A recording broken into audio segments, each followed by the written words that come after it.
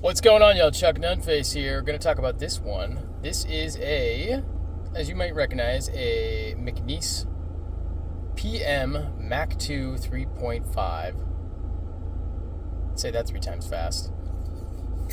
Hollow ground, Spearpoint in Magnacut. So, that's what we have right here. Couple of things. Not the first Mac 2 that I've had in my possession. I had one, I believe it was the previous generation that I borrowed, and I did a video on that. And then I had another that was my own that I sold, and that one was, I think that one was also in Magnacut as well. The first one was in XHP, and I think the second one was in Magnacut. I can't remember off the top of my head. And now this one, so it's got all atomic finish, I think they call it. Basically, it's just a heavy stone wash. Blade, hardware, clip, scales, all that stuff right there. Frame lock folder. No mill. Oh wait, yeah, no, strike that. Milling on the inside. Yeah.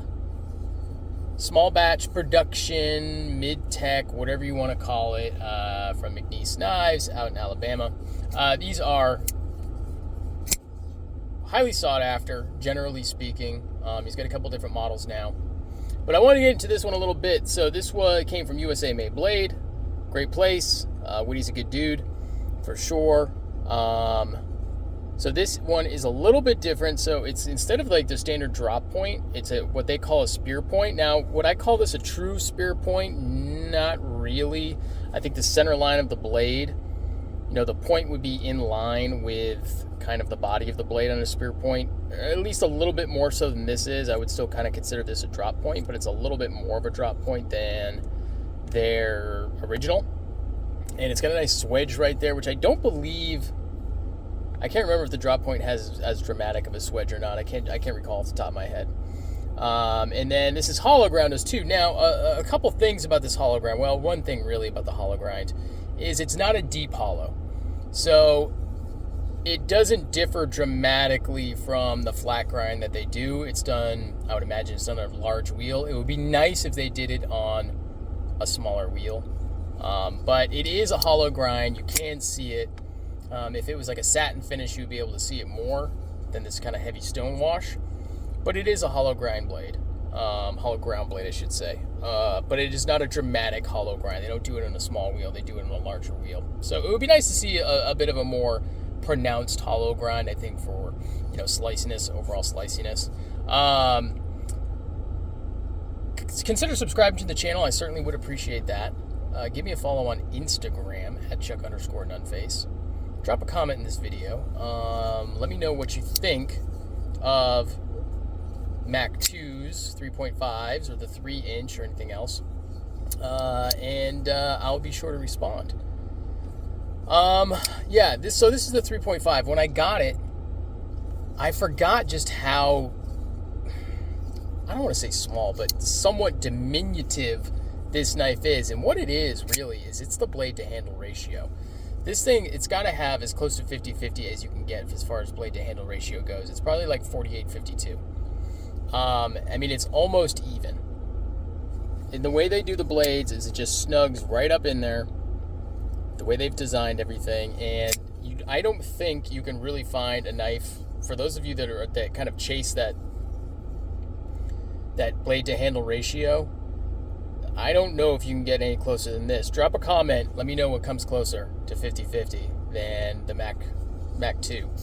But yeah, it comes really close. But it kind of struck me. I was like, did I get a 3-inch? I had to go back and I had to look at the item description and everything else. I was like, did I get a 3-inch? And I did a side-by-side comparison to a knife that had a 3.5-inch blade, and I did notice, or actually a little bit less than 3.5. I think it's like 3.4 or something like that, 3.45. So really close to 3.5. And that was the Kershaw Launch 16, because that's what I had handy. And I did a quick side-by-side, and I was like, I think the Kershaw has a bit of a longer blade. And in fact, it does. The blade is a little bit shorter than 3.5 inches. And I think reason being is because they do this spear point.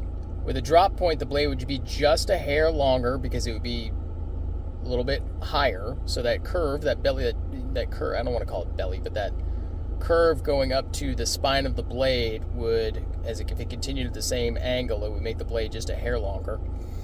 And so it is a little bit smaller.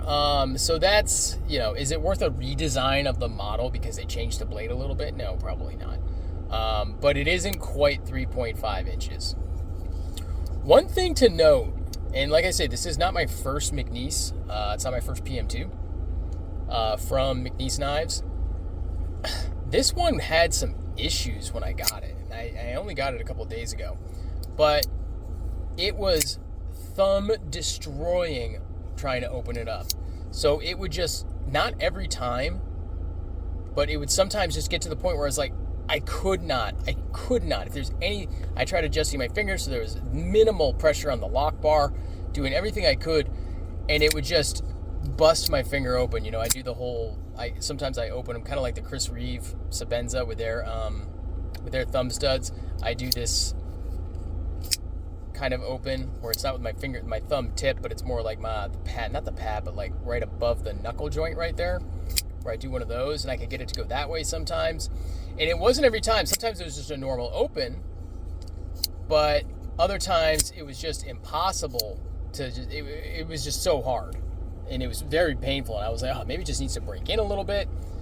It just wasn't happening. So I took it apart, because what I had discovered when I was looking at it and examining it is the detent ball was going into the blade further.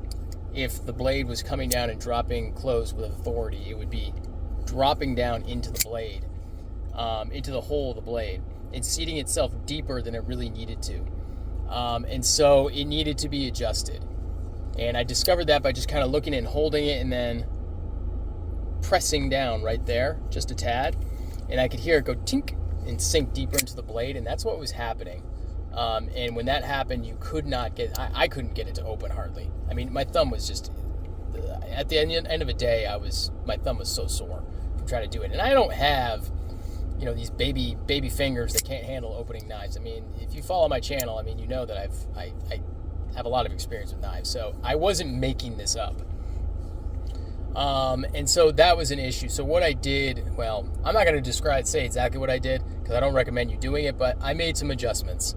And as you can see, proof is in the pudding. It's good now. The lockup is excellent.